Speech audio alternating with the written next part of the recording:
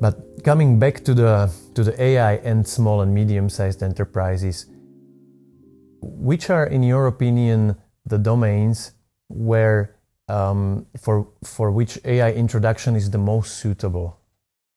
And in which domains the AI is deployed the best currently, in your opinion? I already mentioned some domains like product optimization, predictive maintenance, energy management, online sales, customers, and user supports. So I think that almost all domains are suitable, and they should have some prerequisites. So they should have data, and they should have some use cases for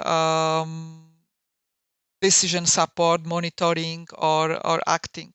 And if once you have this, then you can think of what you can automate with this data, on what you can improve, just doing better or quicker or whatever than people does.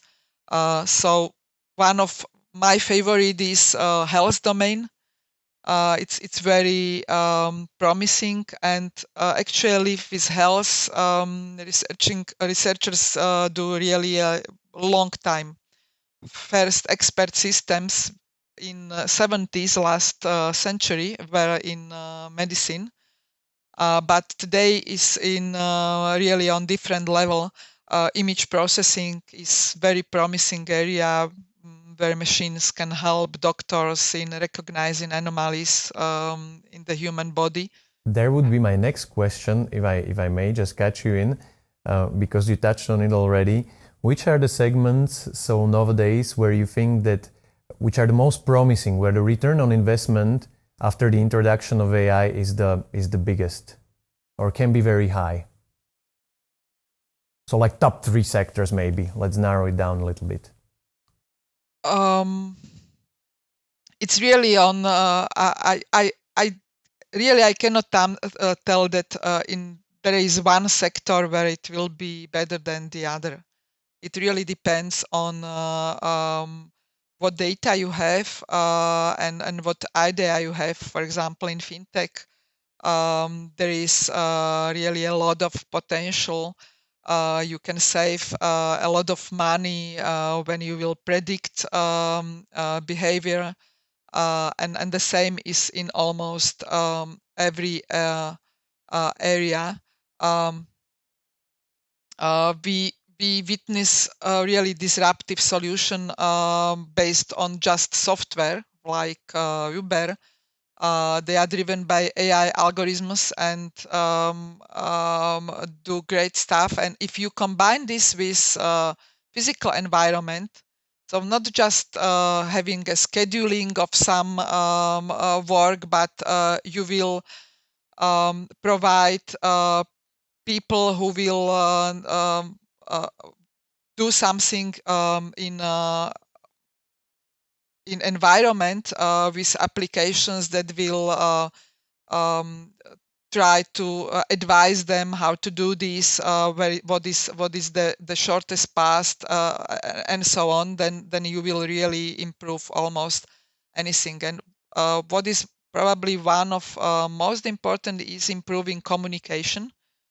So natural language understanding and generation. So on one side, machine should understand what people are telling and generate the answers. And here is really a big potential for many applications. And predictive analytics, machine vision, as I already mentioned, that they can help manufacturers and industrial companies to integrate, innovate, and there is a lot of many examples. And actually, you can increase your revenues and you can reduce costs. This is probably the most important. So we already have a had a few examples that would have been my next question, but you already gave quite a lot of examples of the use of AI.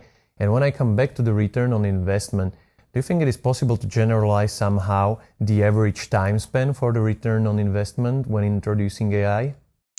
I don't think so. It's really very different. It can be a few months. For example, in case of product optimization, if you have a well-defined idea and you will deploy AI to several years in some complex solutions, and usually this complexity is based on data you have, because this data can